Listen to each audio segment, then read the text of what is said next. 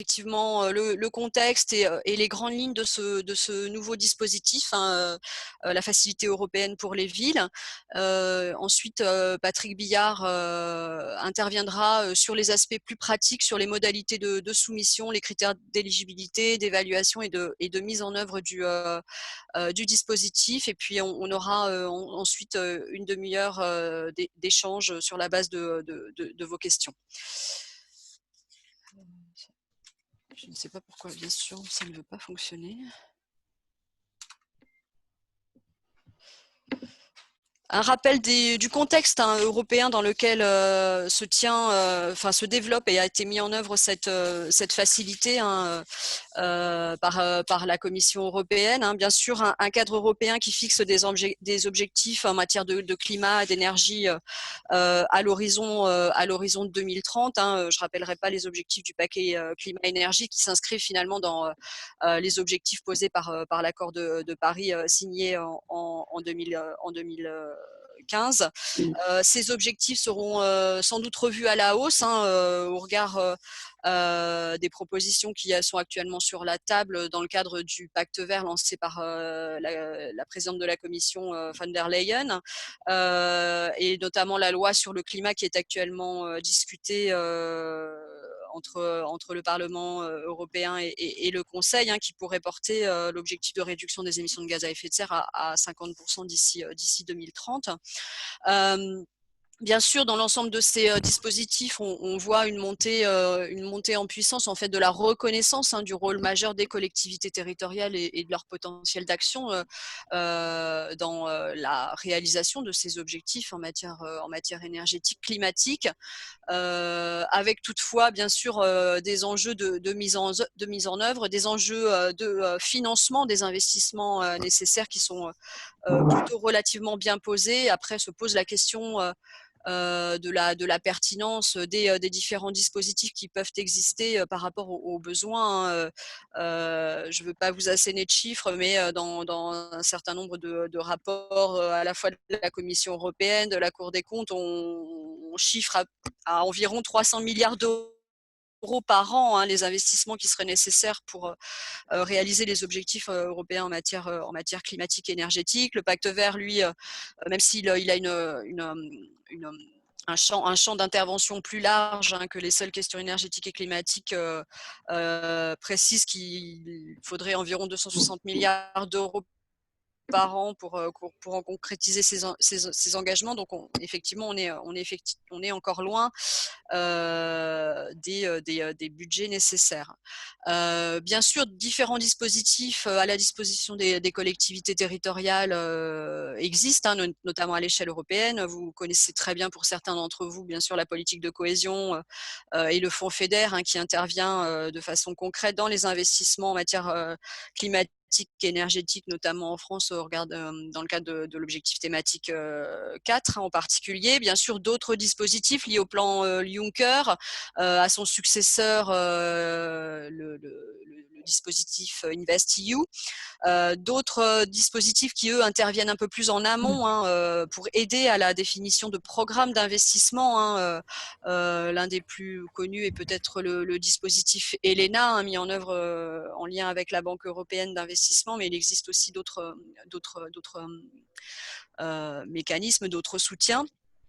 Bien sûr, d'autres dispositifs à venir dans le cadre de la discussion des textes actuellement en cours, dans le cadre notamment du plan d'investissement pour l'Europe durable, accolé au pacte vert. Là encore, il est prévu un certain nombre de mécanismes, le fonds pour la transition juste, qui devrait de façon assez minimale permettre aux collectivités territoriales d'émarger, un dispositif spécifique dans le cadre d'InvestEU que j'abordais tout à l'heure, une nouvelle facilité de prêt, là encore en lien avec la BEI. Donc on s'aperçoit qu'il existe beaucoup de mécanismes. Dans le cadre de la préparation du prochain cadre financier pluriannuel, dont on attend de nouvelles propositions de la part de la Commission dans les semaines à venir, et comme je le disais, du plan d'investissement accolé au pacte vert, et puis bien sûr du plan de relance qui est actuellement en cours de de préparation, hein, dans le cadre de la crise sanitaire, devrait voir là encore de nouveaux dispositifs mis à la disposition des collectivités territoriales. Malgré tout cela, on a encore un certain nombre de difficultés, notamment pour les collectivités territoriales, hein, de financer leurs projets en matière de transition énergétique, transition climatique. Euh, plusieurs euh, Plusieurs difficultés ont été identifiées, notamment un manque de ressources humaines, de capacités techniques limitées, une certaine réticence vis-à-vis de nouveaux outils, notamment des outils financiers avec des partenaires privés qui peuvent encore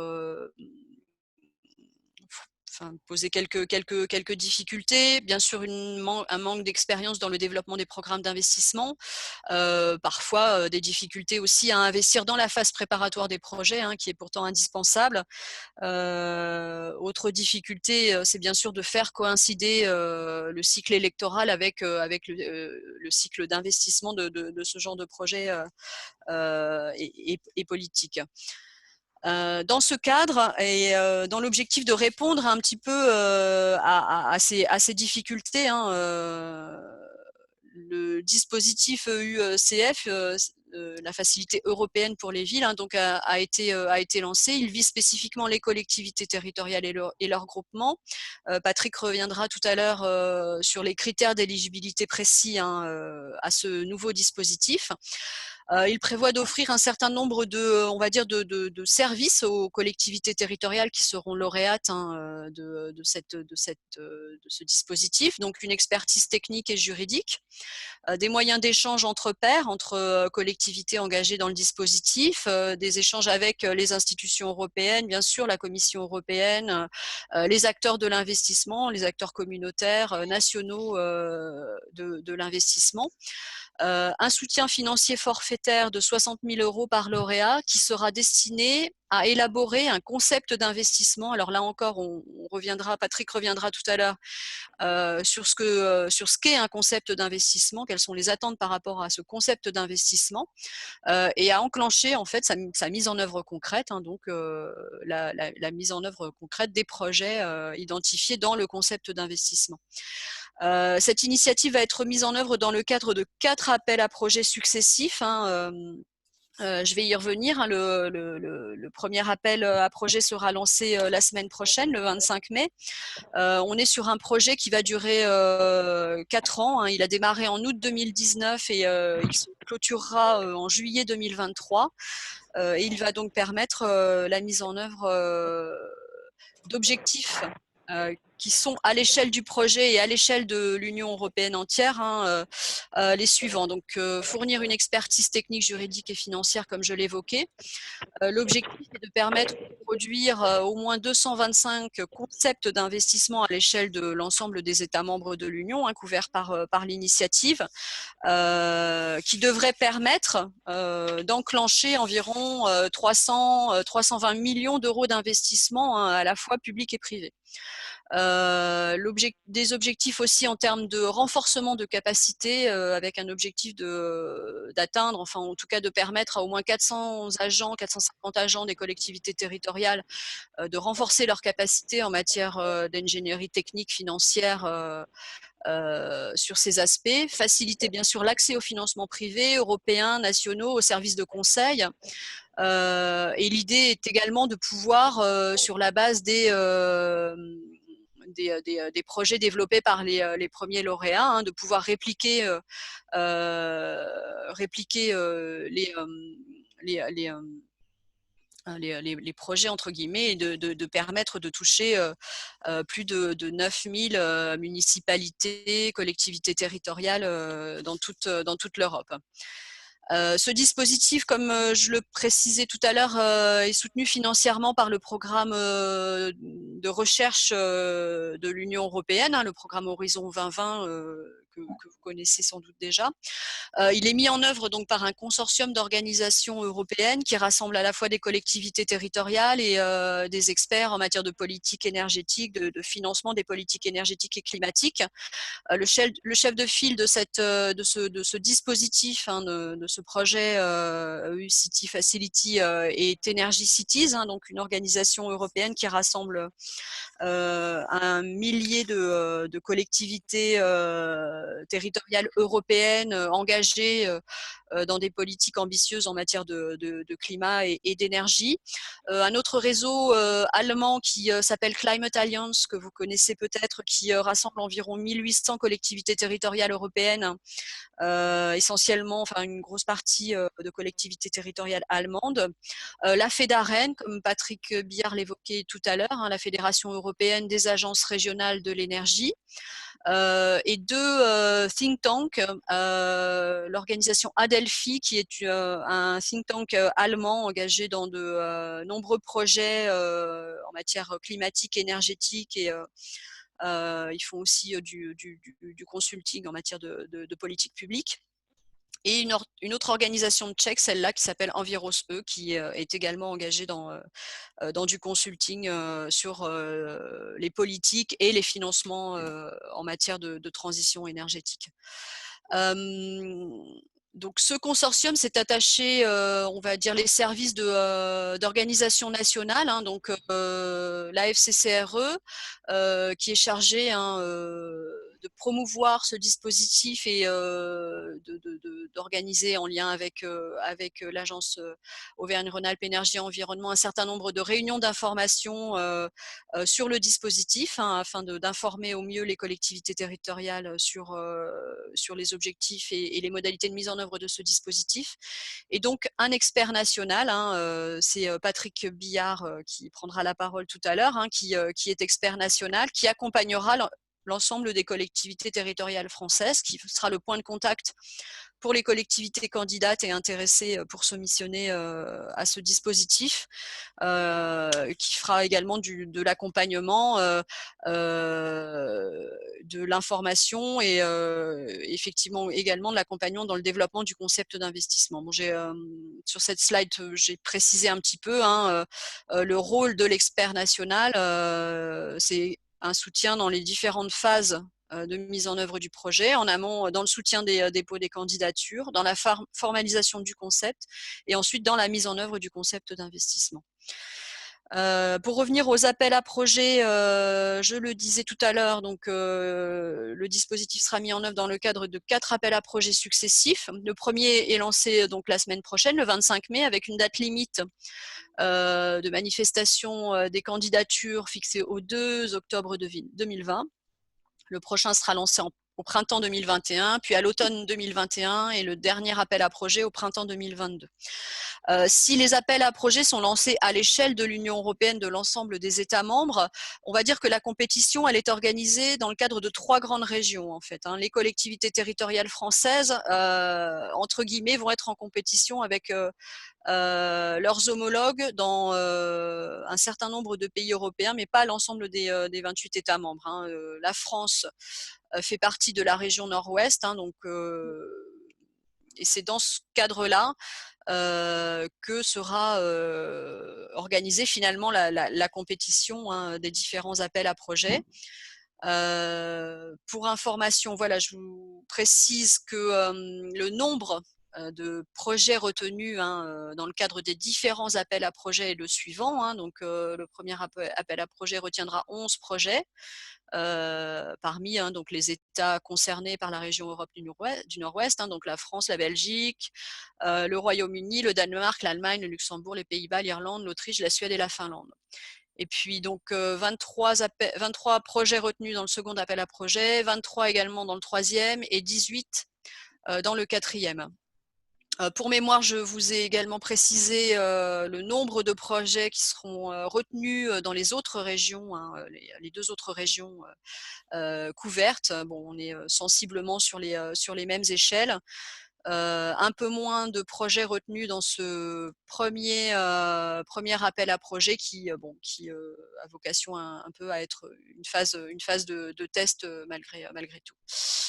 Le parcours, que je vous rappelle brièvement, puisqu'on va s'intéresser avec l'intervention de Patrick Billard aux aspects soumission et modalités de mise en œuvre du projet pour les candidats retenus. Simplement rappeler que le phasage est organisé en gros sur des périodes de 2 mois. Même si pour ce premier appel à projet, les candidats disposent d'un temps plus important pour déposer leur candidature, puisqu'on a une date limite fixée en octobre. Les prochains appels à projet devraient être organisés sur des temps de 2 mois, donc 2 mois de délai entre la publication de l'appel à projet et le dépôt des candidatures, et ensuite 2 mois dans les différentes phases de mise en œuvre du projet.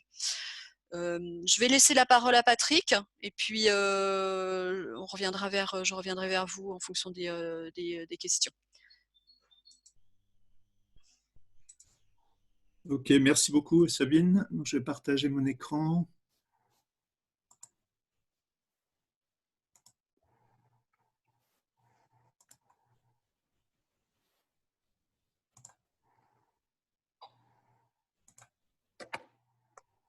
Est-ce que vous voyez bien cette slide, concept d'investissement? C'est bon, c'est bon. Ok, merci. Donc merci Sabine et bonjour, rebonjour à tous. Donc avant de vous présenter les modalités de réponse à l'appel à projet, je vous propose déjà de revenir sur le principal livrable en fait attendu par le programme. Si vous êtes lauréat, il s'agit du concept d'investissement que l'on pourrait également appeler peut-être un pré-projet, si vous voulez, d'investissement. Alors, il est ici indiqué en vert, et dans le cadre de votre démarche énergie-climat, ce concept d'investissement en fait s'appuie sur un plan énergie-climat au sens large. Ça peut être un PCAET, ça pourrait être un plan TEPOS, ça peut être un CCAP dans le cadre de la Convention des maires. Donc, c'est vraiment une définition assez large.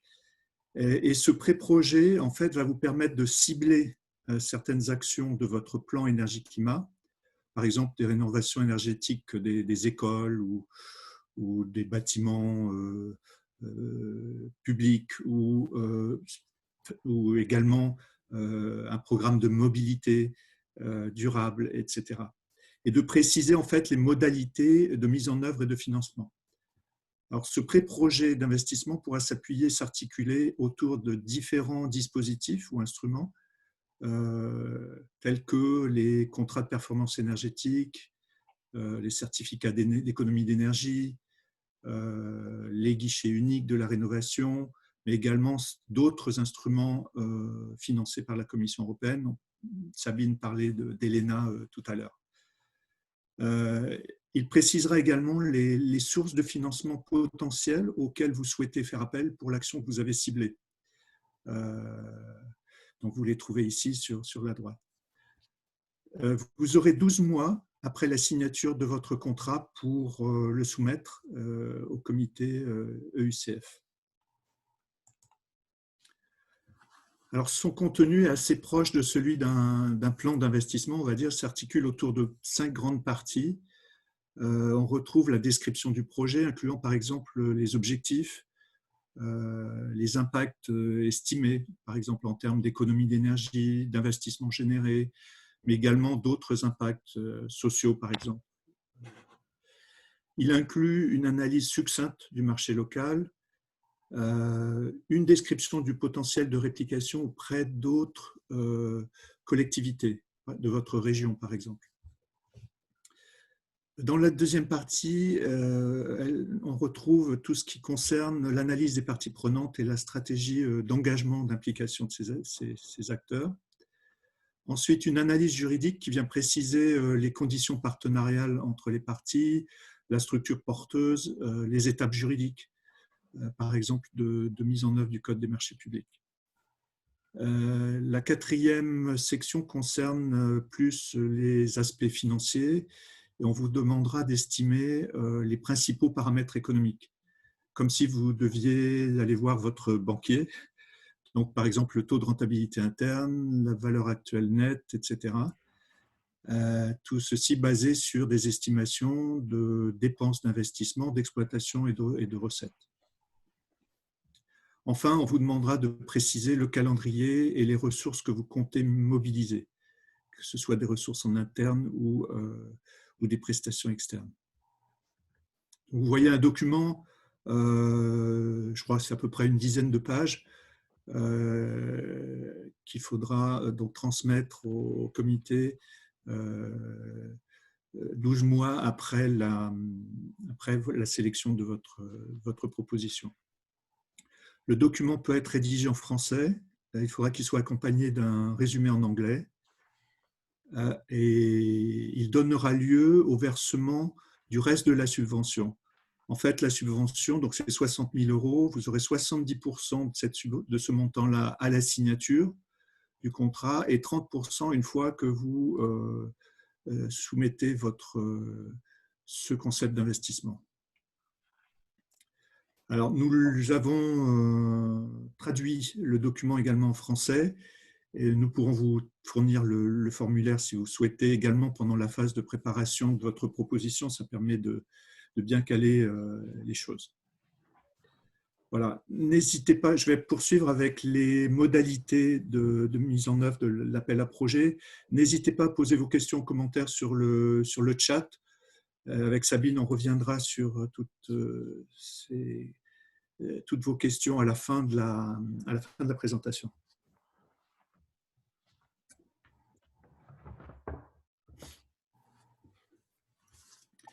Alors, les modalités de participation à l'appel à projet, je vais vous parler donc comment déposer une proposition et également quels sont les critères d'éligibilité et d'évaluation des propositions. Alors peut-être juste en introduction rappeler le calendrier de ce premier appel à projet qui, comme vous l'avez vu, est un peu un appel à projet pilote, hein, puisqu'il y a un nombre peut-être plus restreint de propositions qui vont être sélectionnées par rapport aux autres appels à projets à venir. On parle de 11 propositions pour la zone qui nous concerne. Alors, il sera ouvert le 25 mai, donc lundi prochain, pendant plus de 4 mois. Donc, ça vous laisse le temps de mettre en place cette proposition jusqu'au 2 octobre prochain. Les résultats seront connus probablement en décembre, courant décembre, et pour imaginer un lancement de votre projet début 2021.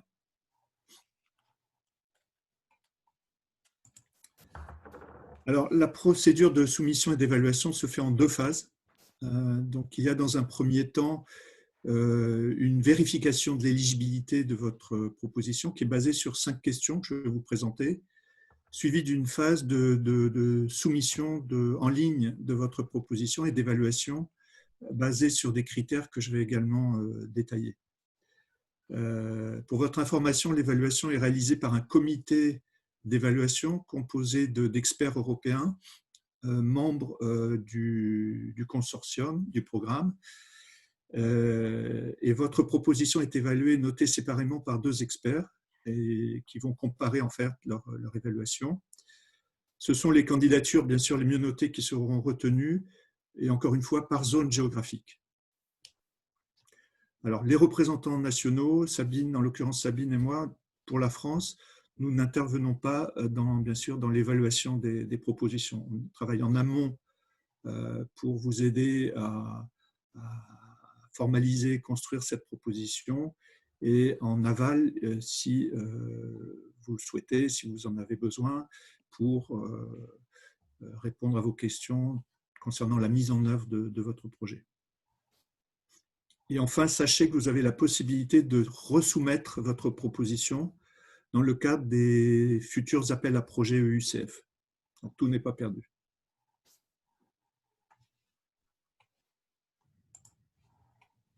Alors, quels sont les critères d'éligibilité? Ils sont au nombre de 5. Donc, le premier concerne votre statut. Comme Sabine l'indiquait, le programme est essentiellement conçu pour aider les collectivités locales à passer à l'action. Alors, sont éligibles les collectivités locales, à savoir les communes, bien sûr, les intercommunalités, communautés urbaines, communautés d'agglo, communautés de communes, et les groupements de collectivités locales au sens large, par exemple les syndicats intercommunaux, les EPT dans la région parisienne, etc.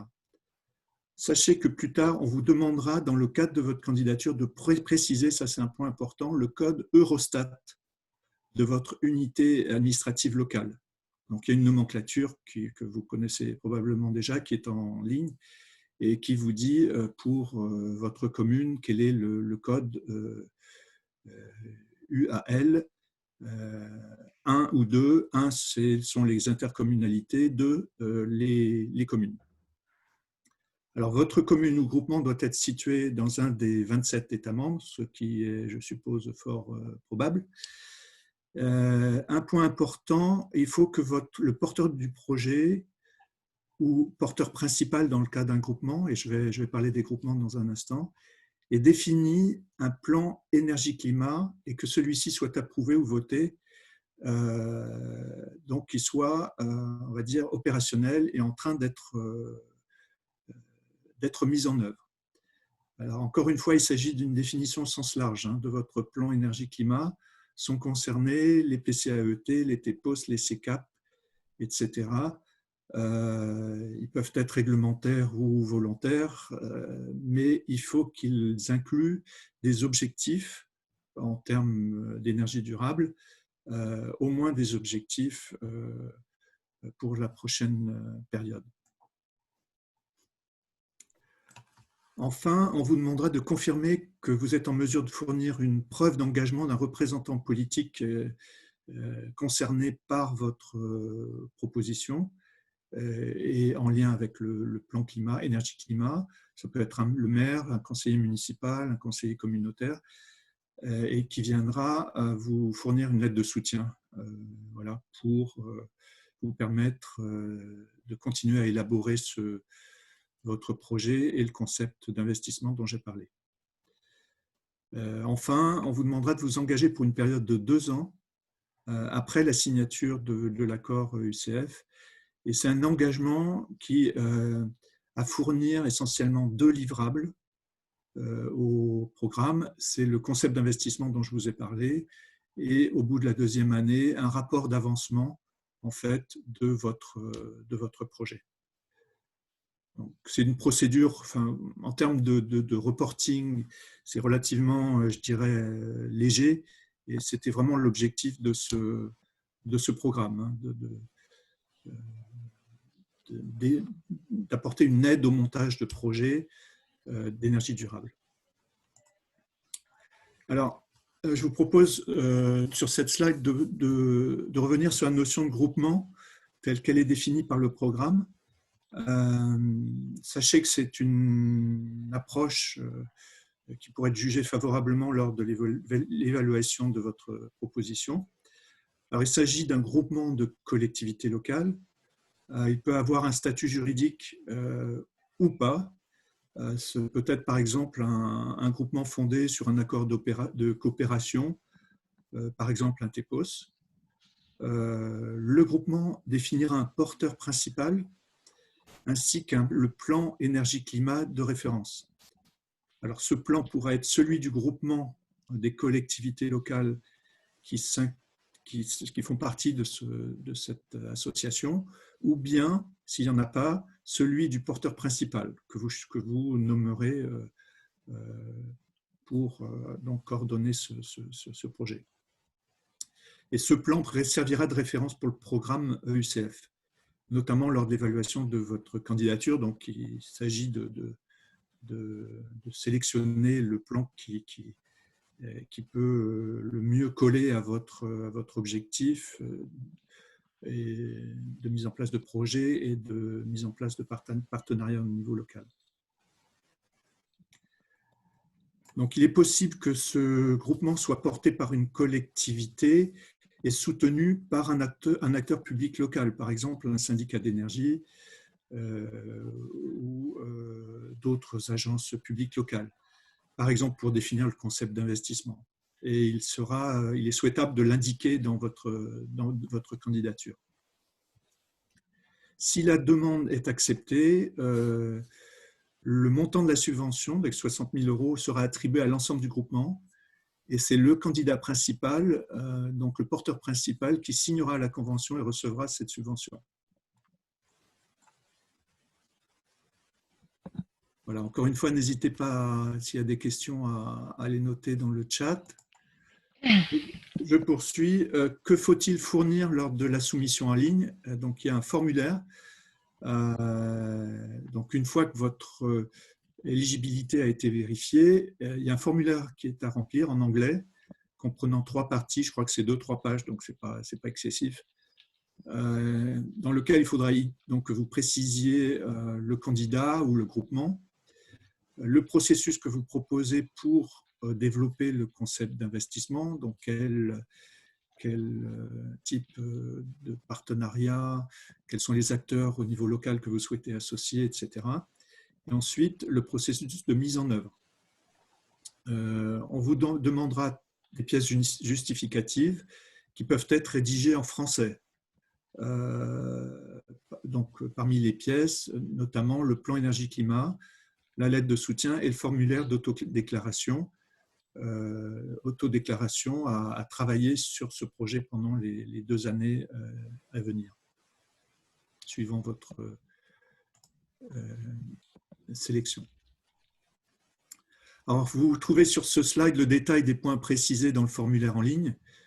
À noter que cette demande concernant votre code Eurostat de collectivité locale, auquel je faisais allusion tout à l'heure, dans la deuxième partie, concernant le développement du concept d'investissement, on retrouve notamment les aspects de gouvernance et d'implication des acteurs qu'il vous faudra détailler.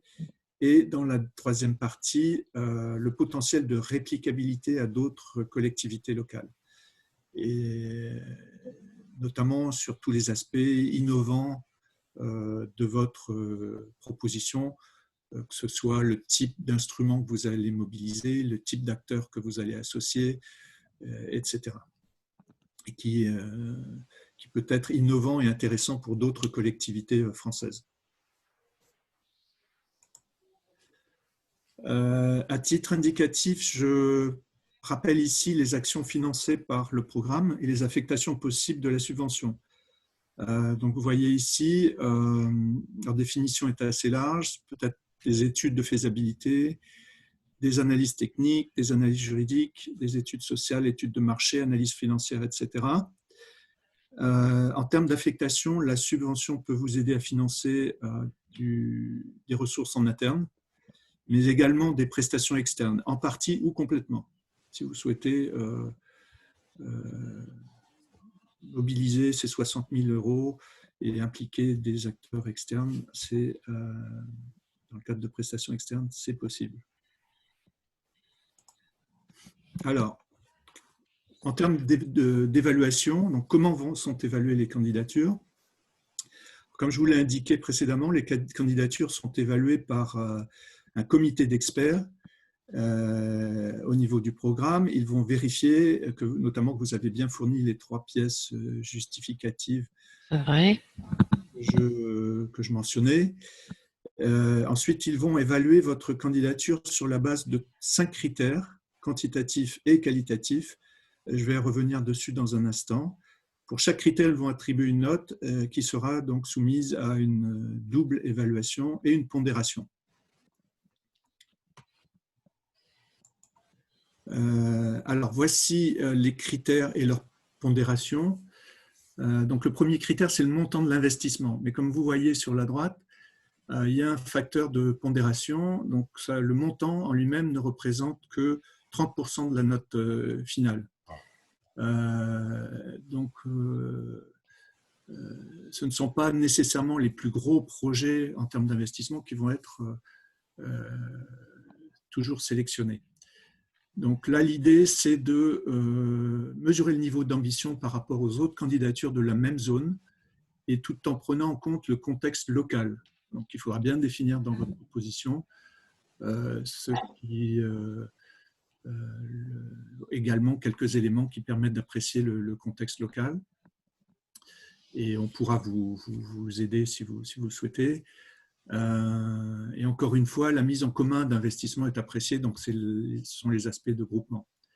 Le deuxième critère concerne tout ce qui est économie d'énergie. Donc là, c'est le niveau d'ambition par rapport aux autres candidatures de la même zone et par rapport au contexte local également. Donc ça représente également 30% de la note finale. Vous retrouvez dans un deuxième temps, donc les 3 derniers critères, la gouvernance, l'engagement des acteurs et l'alignement, la pertinence de votre proposition par rapport aux objectifs du programme. Donc la gouvernance, par exemple, représente 8%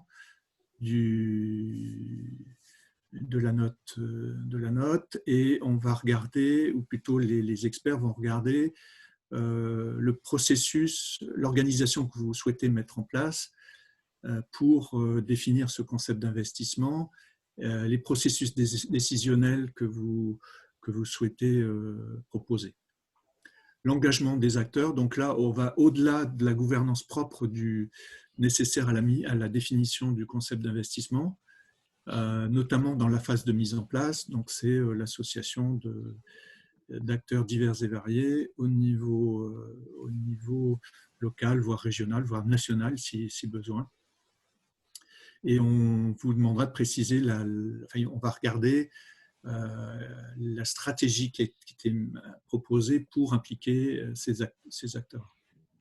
Enfin, la pertinence de votre proposition par rapport aux objectifs du programme. Donc, encore une fois, l'objectif principal du programme, c'est de soutenir les collectivités locales pour les aider à monter des projets d'énergie durable. Et ce que vont regarder les évaluateurs, c'est le potentiel de développement de ce concept d'investissement pour qu'il soit solide, donc quel type de gouvernance, encore une fois, quel type d'acteurs, etc. Et également vos estimations en termes d'impact et le potentiel donc, de reproduction ou de réplicabilité à d'autres acteurs.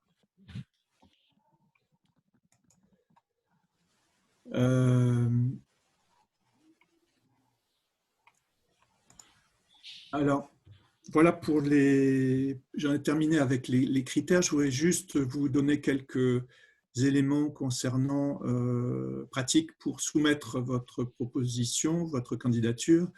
Donc, vous utiliserez une plateforme informatique qui est développée par le programme. Donc, à partir du 25 mai, la semaine prochaine, cette plateforme est accessible depuis le site internet du programme. Vous avez le lien ici, eucityfacility.eu, et vous y accédez en sélectionnant Apply.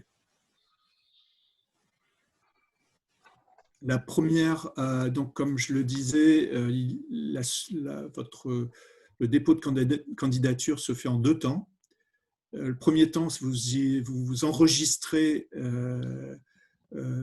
sur la plateforme et à travers 5 questions, le système va vérifier automatiquement votre éligibilité. Ensuite, dans un deuxième temps, le système vous transmettra un code d'accès et vous permettra de remplir, compléter votre candidature en ligne. Alors, sachez que vous pouvez le faire en plusieurs étapes. Vous pourrez modifier, vous pourrez annuler votre candidature, tout ceci avant la date jusqu'au 2 octobre. Juste pour donner une idée, l'inscription donc se présente sous cette forme et doit être rédigée en anglais. Donc voilà, par exemple, vous retrouvez ici le formulaire d'inscription et les codes Eurostat auxquels je faisais allusion précédemment. Donc, dans le cadre d'un groupement, vous préciserez le leader du groupement et également tous les partenaires du groupement. Donc, vous pouvez ajouter autant que vous le souhaitez. Le formulaire d'éligibilité vous orientera vers 5 questions auxquelles vous devez répondre positivement pour être éligible. Et donc, vous permettra de recevoir un code d'accès pour compléter la proposition. Alors, le formulaire en ligne est assez court, hein, c'est environ 2 pages. Donc, encore une fois, vous y répondrez en anglais. Et je ne sais pas si vous pouvez le voir directement sur le transparent, mais par exemple ici, on vient préciser le type de projet sur lequel vous souhaitez travailler. Donc, par exemple, ça peut être sur les bâtiments publics, ça peut être du résidentiel, ça peut être ça peut être un réseau de chaleur, ça peut être des réseaux intelligents, également des aspects de mobilité durable, etc. Donc c'est vraiment très large en termes de type d'action, type de projet. Encore une fois, basé sur un plan énergie-climat ou lié à un plan énergie-climat avec des estimations en termes d'impact.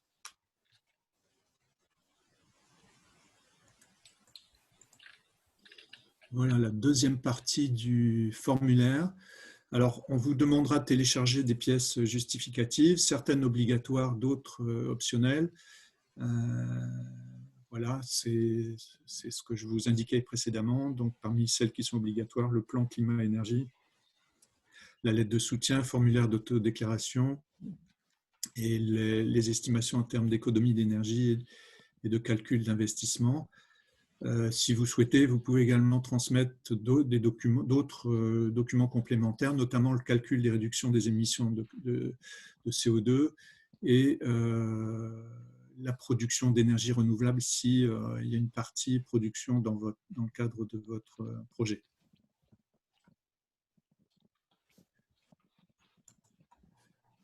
Alors, pour vous accompagner pendant les phases de préparation de votre proposition ainsi que pendant les phases de définition de votre concept d'investissement, si vous le souhaitez, le programme met à disposition un ensemble d'outils d'assistance, on va dire, en ligne, accessibles depuis le site internet du projet, donc toujours eucityfacility.eu.